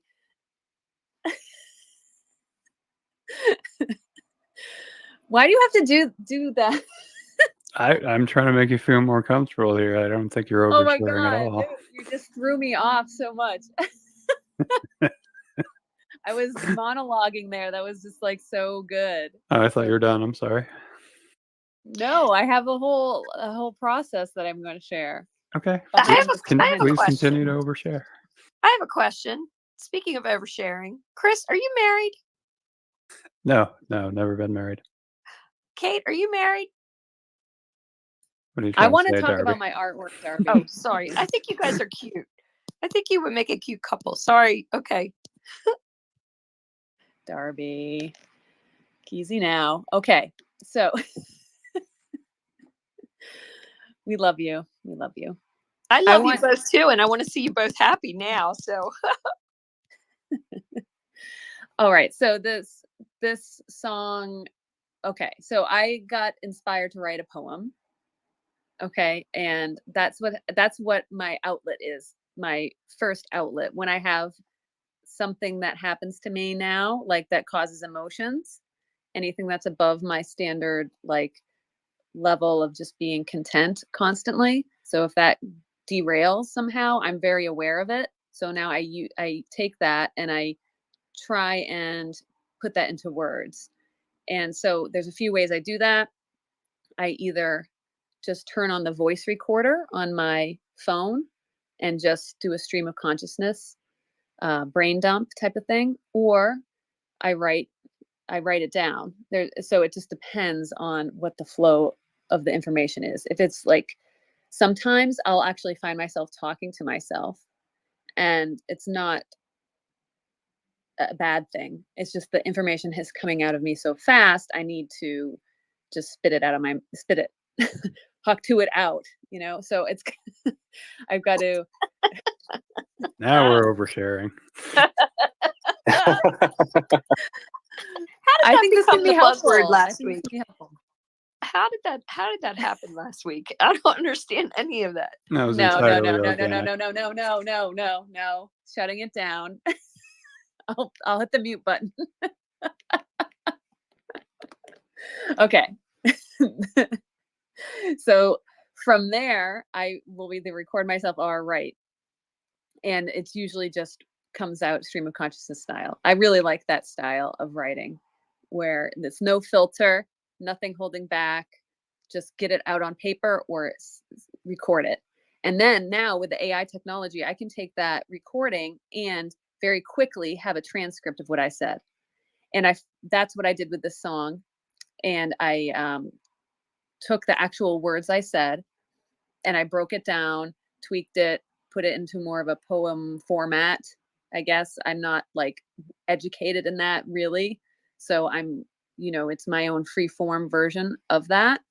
And then with working with the AI to reformat it again, because I was like, no, this would be a good song. So I had the AI help me reformat it into like a song form that would work for that. So from there, I was able to take that as lyrics and put it into Suno. And I had an idea of what sound I wanted from the song. and created prompts for that. And I had to do probably 10 to 15 generations of the song to get it to where it was. And it was amazing when it got to where I was actually singing along with it, like subconsciously. I wasn't even, thinking about it. It reached this point where I knew, okay, this is very close to what I'm imagining in my head. And it's very cool. It's very cool. So I'll pause here. Christopher's hands up. I have more to say on this, but I want to pause because I just don't want to be talking for 10 minutes. So Christopher, what do you want to add? Well, I was going to say, just based off what you just said, there's a moment where it really clicks, and I don't think there's anything like that out there. Like, I don't even know what to call it, but there's like an emotional reaction where you're just like, yes, this is it. Again, you just know, like, within the first like 5 to 10 seconds. And yeah, I don't think there's anything like that out there. Like with other art, there's a slow realization that you're getting there. But with these kinds of tools, it's just like an immediate, maybe it's just dopamine. Maybe that's all it is. But what I was going to ask was, how did you do the speech to text? How did you do that? So I'm a hack at everything. I want to be clear. So the way I do it is not the way to do it, but it's just how I do it. And once I find a kind of workflow that I can do, I just stick to it because I'm able to follow those steps and not have to think about it. Like, that's for me is my efficiency model. But I take the voice recording from my phone, put it on my computer, and then I bring it in. I open up Premiere because that's just what I use. We can all talk about Adobe and say whatever we want. I don't care. It's just what I use. Okay. And you can use any other program, but they have a very good transcription feature in it now. And so I bring it in there, transcribe it. I can edit the transcription in there. Then I can export that as a text file. And then I can put it into, I was using Gemini for this in particular, no reason other than I just happen to be using it right now. So that's what I was using. There's plenty of other models you can use. So that was the process for that, to get that text. Can you hold on? Can you slow down a bit? I was trying to understand. I was trying to follow you along. So you voice recorded to your phone, and then you downloaded that to your computer, or you uploaded it, or whatever it's called. And then you transpose that into Adobe. Is that what you said? Premiere is the video editing program that Adobe has. Oh, Premiere. So there's, so that there's all kinds of programs. I wouldn't recommend this like process for anyone unless like you're like already using Adobe Premiere and you know what I'm talking about. Like, this is not the process for someone. Well, Adobe has so many really great features that's why I didn't catch what you were using. So I'm sorry. Go ahead. No, it's okay. No, thank you, Darby, for asking that. Because because again, I'm a hack at stuff. I just figure out what works for me and I do it. So it's definitely not the right way. Like, there's no right way to do it. There's going to be other programs that do this. So anything that can transcribe, I would just search for that. Whatever can transcribe an audio file. There's so many good ones now. And I don't know, can you upload a small audio file to ChatGPT and can it figure it out? Like, does that exist yet? I don't know. I'm asking it right now, although I don't know if I would trust the answer because it has a tendency to not know what it's capable of.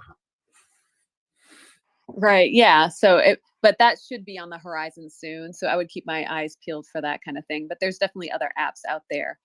And before I go on to explain the rest of the process, and I'm talking about the AI music video that I have pinned at the top, we're just sharing personal work here today.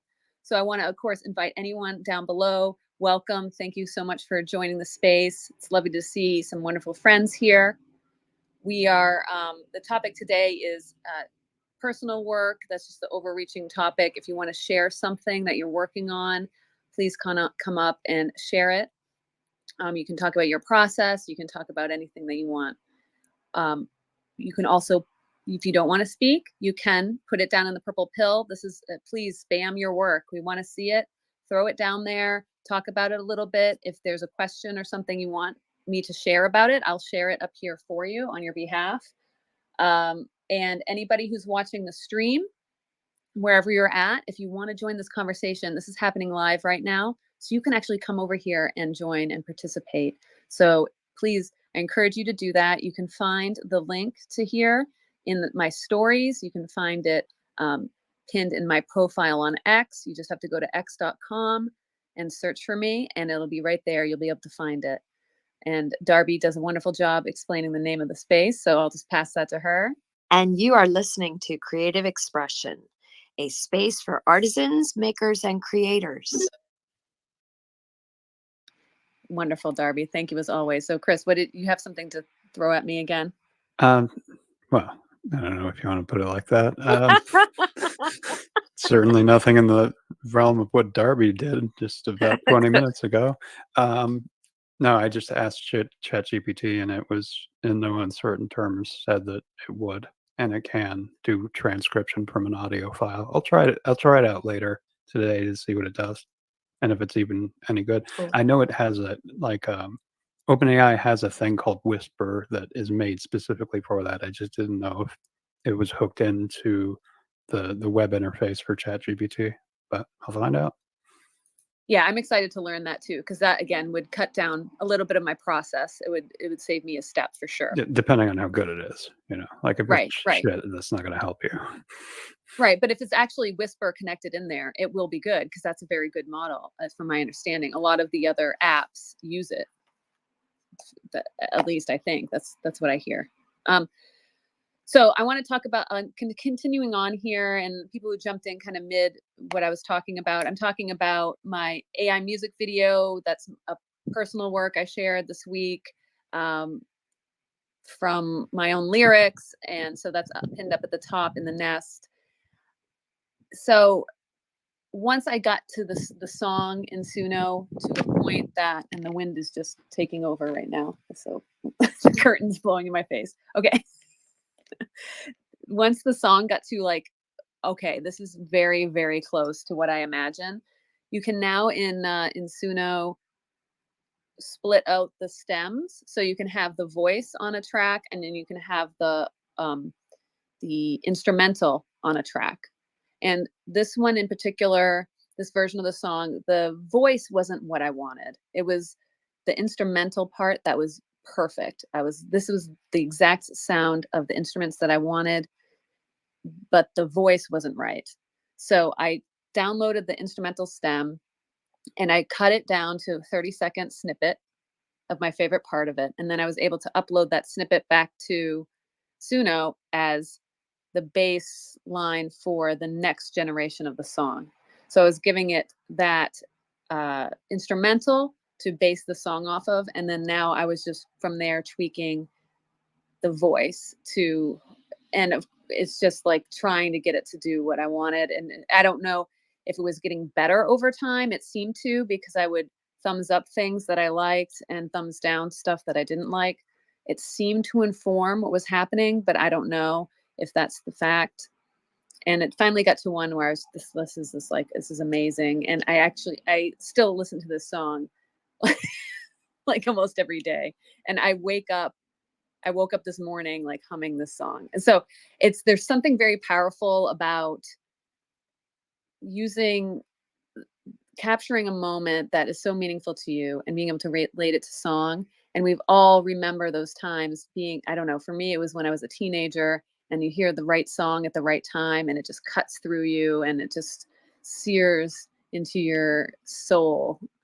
And it stays with you forever. And I haven't had that feeling in a long time. And it feels like something that has tied to youth, when you're developing. And I'm telling you, this stuff is now, I've had that feeling with these songs that I create for myself. And it's really, really cool. So I just wanted to share that and encourage people to try that. And so if you join mid me monologuing, I go through the whole process, and in the pinned tweet up at the top of mine that says, I'm obsessed with this song. That's actually a thread with the entire process I just described, plus the video making part. So it's all broken down in that thread. if you want to try it yourself, and I encourage you to do so. I wish you could play the song for everybody so everybody could hear it on here. Yeah, we tested that. That doesn't go well usually. Yeah. Yeah, that's- spaces, it's tough. Yeah. Yeah, it rugs a lot. But Dayton's got his hand up too. Yeah. Thank you, Darby. Yeah, so if you want to hear it, you can go check it out, or bookmark it and listen to it after the space, and let me know what you think. Again, this is like this deeply personal work, so I'm not necessarily like looking for it to connect with someone else, but it means a lot to me, and I just want to spread the word of that, how these tools can just be powerful for your own like artistic process in a way. So thank you, Dayton, for joining us on stage. Thank you for having me. I've got a bit of a coffee grinder going on in the background here at the coffee house. But just not really sure actually why I raised my hand. I must confess I kind of forget why I did. I think I was going to probably just go along the lines of I'm kind of in the research and reading phase of my creative expression, doing a lot of research and a lot of, just fact checking, as we like to describe it. I'm not a fan of that term, but in this case, it kind of needs to be in, checking a lot of math. And so, because I want to be right, when things go to publish, and, not have to print too many retractions, hopefully none. So that's kind of where I'm at with my creative process, and to the sound of a coffee grinder, apparently, which is giving me a headache. But at any rate, good morning. Yeah, good morning. So sorry, I was just checking the notifications to make sure I didn't miss anybody downstairs. So you're a writer? Is that your primary medium? Well, I do write. I also do production in photography and some video, but I'm having options come online, to where I'm going to be able to produce content in that respect. But I'm getting the writing side of things done first. That's got to come first, and usually that's just sitting down with a book and your research and a notepad, and that's kind of it, and kind of just going from there. So it's the very beginning phases of things, but it's an exciting time because it's usually when you get to sift through a lot of just because you have a million things to talk about doesn't mean you got to talk about it all at one time.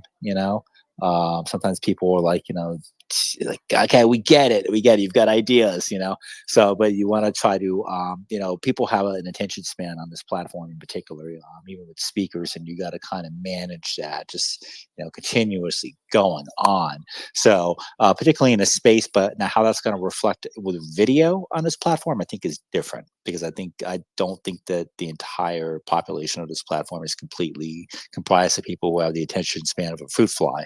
I think that they could watch something, and manage things a little bit, better than we give them credit for.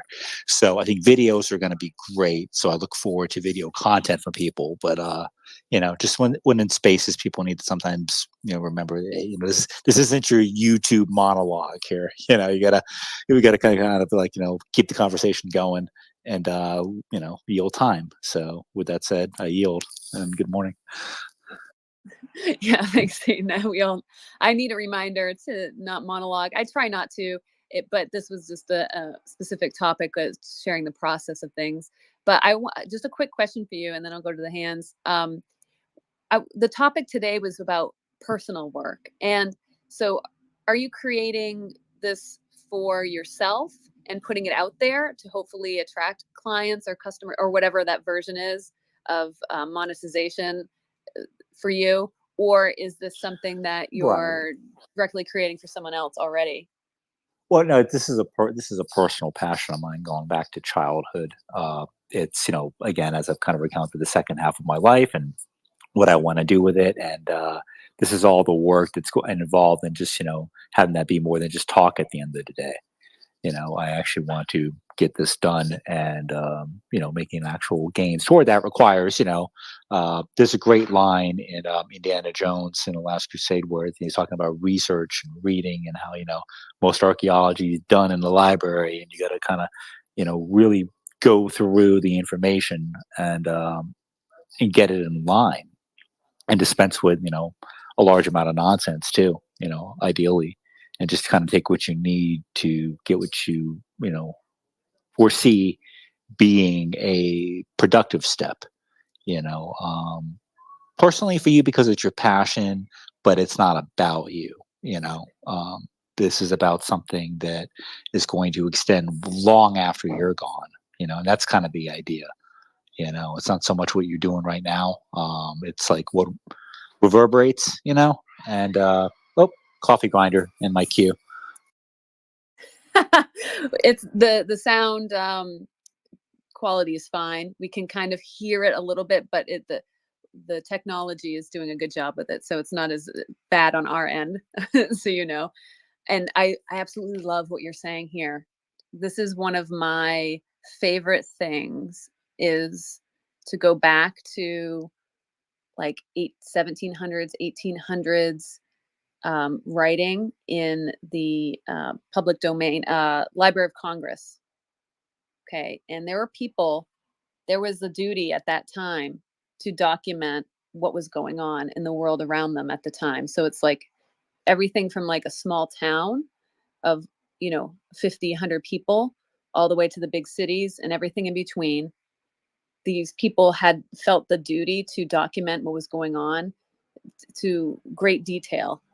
And it's fascinating. It's fascinating. And you can open up any of these books on the Library of Congress website and just start reading and just be intrigued beyond belief. And that is something that I think is missing from today's world in a way. So I love what you're saying, Dayton, that and that's part of what I do low key when I'm just documenting like the mundane things that are going through.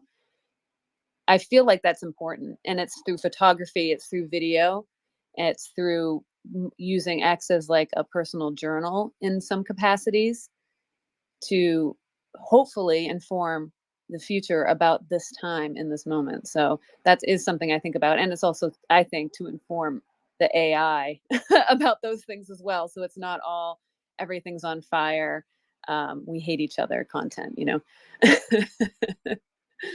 There's a lot of that, but that sells too, unfortunately. The drama sells, and people eat it up for some reason. I just found it to be very counterproductive, I guess, is another way to explain it. I mean, there are other things that need to be addressed for sure.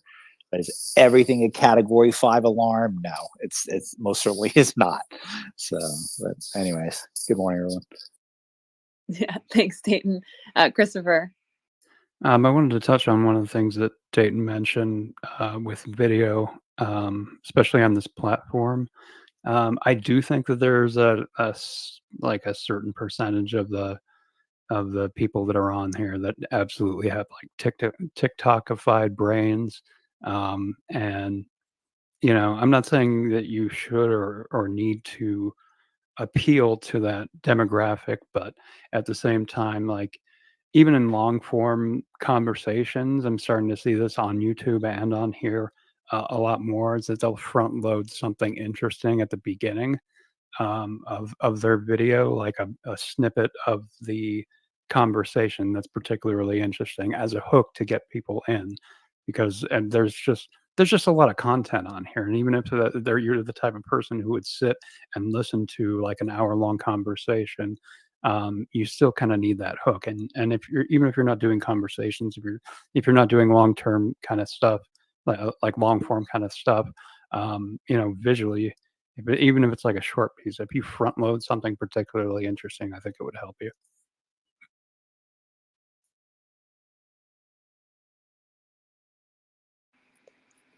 Dayton, did you want to respond to that at all, or you good? I would love to, but as you can hear behind me, it's pretty wild.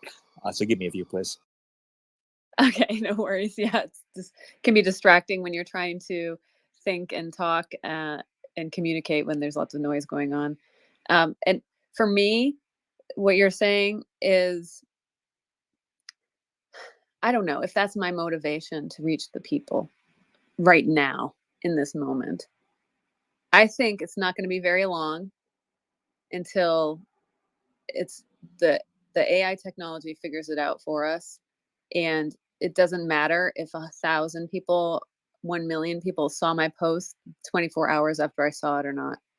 I think it's going to matter in 5 years, 10 years, 15 years, whatever it is. So that's that's my backwards thinking on all of this, and why I'm able to post what I do and be totally okay with it.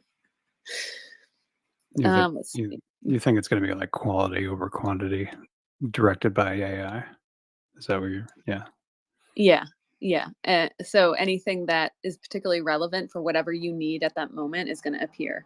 And that doesn't mean it's a post that came out 10 minutes ago. It means it could be something that was posted 10 years ago, 15 years ago. That is a blindingly shining vision of the future, and I hope that it happens. I don't think that it will, but we'll see. I mean, it really depends on how people react to that kind of thing, right? Yeah, we'll see. I have a lot of visions of the future that people tell me I'm way off, but that's okay. I'm not saying you're wrong. I'm just saying it's optimistic. I would like for that to happen. That would be great. I just don't know if You're so funny because you sound sarcastic when you. No. I was trying to make it a little jokey, but I do agree with what you're saying, and I would like that to happen. I don't know if I have faith in that many people reacting to it positively, even though it is a good thing. Okay, well, I'm gonna just close the door on this and to say, when we're when we're in spaces, everything seems to be pretty fine. Like, we, of course, there's the people that come in. We all know there's the weirdos that come in and disrupt whatever. Okay. But it's not, we've been going for almost 2 hours. That hasn't happened. We've been having a great conversation. Anyone, literally anyone could come in and say whatever they wanted. Right. This happens in the real world too. You get into a group of people, a party, a networking event, a supermarket checkout line. Okay, these are the things that are happening. And then you go to your feed and we're on a different planet. Okay, so that's not the reality of things. So anything that's actually human behind it, I have 100% optimism, faith in, is positive outlook on. The stuff that is engineered on our behalf, meaning like the algorithm and the feed, I don't. So, but with that, I am very optimistic because I think that AI is going to figure that out for us.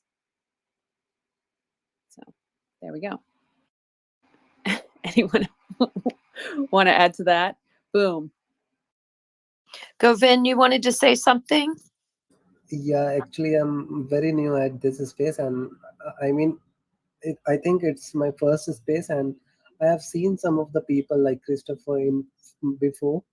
So I'm also into AI. I use Comfy UI. I have a 4090, so I have been using all of the local open source AI, and I am a Comfy UI nerd. I make AI videos also. Some of them I post on X, and happy to meet you all and network.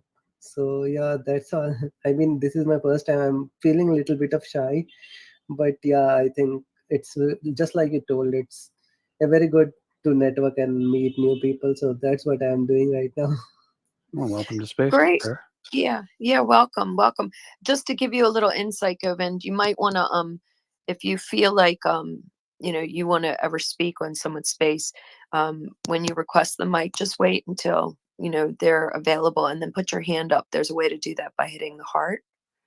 And then also the best thing to do you could do for your own profile is go to the purple pill on the bottom right and make a comment or make any notes or like the space and repost the post. So that way you get more visibility each time this space gets more visibility. Do you follow? Yes. Okay, great. I just wanted to give you that little heads up. You are listening to Creative X-pression, a space for artisans, makers, and creators. Please follow the host and co-hosts, as well as anyone in the space. If you have questions, please feel free to request the mic and raise your hand and we will bring you up. to speak. If you don't feel like speaking, then feel free to add your comment to the purple pill at the bottom right, and we will review the comments as we go along. Thank you. Yes, thank you, Thank you. Darby. I am going to pin we're going to be wrapping the space up at 2, unless there's something dramatic that happens that we need to extend it. But I am going to pin to the top. We have the space for, oh wait, let me do it this way too. Okay. So we have the space for next week. So I do this every week. So I'd love for you to join next week, and up in the nest above and also down in the purple pill below, you can set a reminder to join us next week. And then also I have a live stream this evening, 6 p.m. Eastern. So for anyone on a different time zone, that's approximately 4 hours from now. And this is just one of the things I do is I build websites, and I talk about social media a lot in a little bit of a different way than a lot of people on X in particular. You know, I don't really dig into the algorithm. I just talk about techniques of putting yourself out there authentically, and then also connecting that to having a website and some other strategies for that. So anything that you are curious about when it relates to those subjects, you can join me on a live stream and ask questions. I'm going to talk about personal work again during that, because I usually just have a topic I go on about if no one asks questions. So I will be talking more about personal work and sharing that and how to incorporate that into the content you put out on social media, and then also the content you put on your website. So that will be like the overreaching topic, but we can go in any direction on that. So if you would like to join, I shared the link in the nest that goes to YouTube. I will be also live on X, so you can turn on the notifications in my profile, and that will get you the notification about when I go live as well. So you can choose whichever platform you prefer to watch that. I stream to both. Okay. So I think that's the rundown there. And welcome to anyone who has joined. Thank you so much for coming. And if you have something you'd like to share, please do so in the purple pill below, or request to come up. We'll be going for another few minutes here. And we covered a lot of topics today, which were really fascinating. We talked about personal work. We did a really great section on workshops and learning from others, learning new skills, taking time to get inspired and expand the processes that you already use, or trying to add new tools or craft or skills to your existing work. And I want to just go around the room here with the speakers. If there's any final thoughts on anything that we talked about today, or something you'd like to share or promote, I'll give you that opportunity now. So Darby, why don't you go ahead first? Okay. When it comes to personal hobbies or personal interests, especially when it involves art or your own talent, the more you have passion and drive in what you are creating, the more other people will recognize it and will be drawn to it. So by no means should you ever feel like anything is not good enough. Some of my biggest mistakes were ones that people really were drawn to. So, don't fear, don't consider it necessarily a mistake or write it off. Take it and see what you can do with it, and how you can implement it or how you can utilize it in a resource.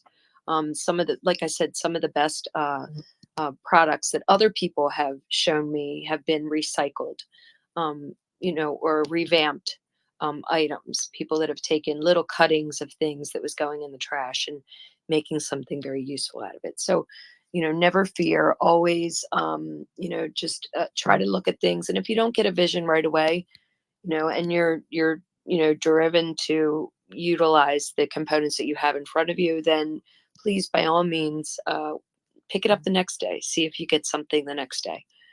Sometimes that vision might be better utilized the next day. So enjoy your creations, and don't ever feel that you're not good enough or your brand is not good enough, because chances are it's better than you realize. Yeah, beautiful words, Darby. And I will like to push you to promote your other spaces, the pivotal discussions, because if you are stuck trying to tap into that part of you that some of this creativity can come from, talking in spaces about some of these subjects that Darby does in her discussions is a great way to kind of unlock some things, because you listening to others talk about, sometimes she does serious subjects, sometimes they're a little bit lighter, but either way, I mean, art can go in both directions and they can combine the two. So that can be a technique, listening and talking in these spaces to spur something or cause a moment of like a spark, an aha moment. And I always have a notepad with me when I'm in these spaces and I'm actively listening and paying attention and participating, so that I can write these down. And I know I can go back and be like, oh, okay, this was good. I'm going to make a note of that. And that's something I can use later. So like some of the things we talked about will be used in next week's discussion to inform what we talk about next week. So Darby, please talk about your pivotal discussions briefly, and then we'll go to Christopher. Sure. We invite you to Pivotal Discussions, which occurs on Wednesdays and Fridays, 8:15 in the morning on Eastern Standard Time. And each topic is a little bit different, but we invite you to, take a moment and feel safe and feel that we can get to the heart of the matter with your help. And these are discussions that are sometimes heated, sometimes, like Cate said, softer, but either way, they're discussions that need to be had. And even if we disagree or agree to disagree, that's okay. We just want to make sure that everybody feels they can get their statement out and be heard. So in addition to that includes Loanne Cecil, Polly, In Pursuit of Optimism. It includes Ginny with a G Man, Kate Bly, as well as Dave Meyer, and a lot of people you see here in this space right now. Dayton, Brian, a lot of people. Artie's come to our space. Square Bear is in our space a lot. They all offer um, um, valuable responses and things to consider when forming an opinion. So Loanne also does a space on Sundays, and that's Beautiful Souls. And I welcome you to join her. And me, I co-host that also, and that occurs on Sundays at 9 a.m. Eastern Standard Time. And I thank you for listening, and thank you for contributing.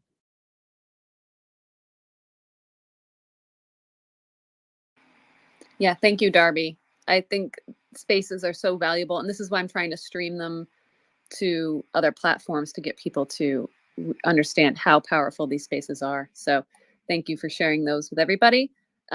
Christopher, do you have any final thoughts on what we talked about today, and anything you want to share you got coming up, or why we should follow you, etc.?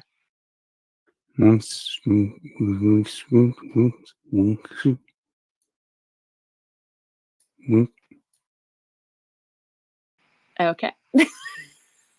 No, I'm just messing with you. Okay. We by the way, ChatGPT lied to me.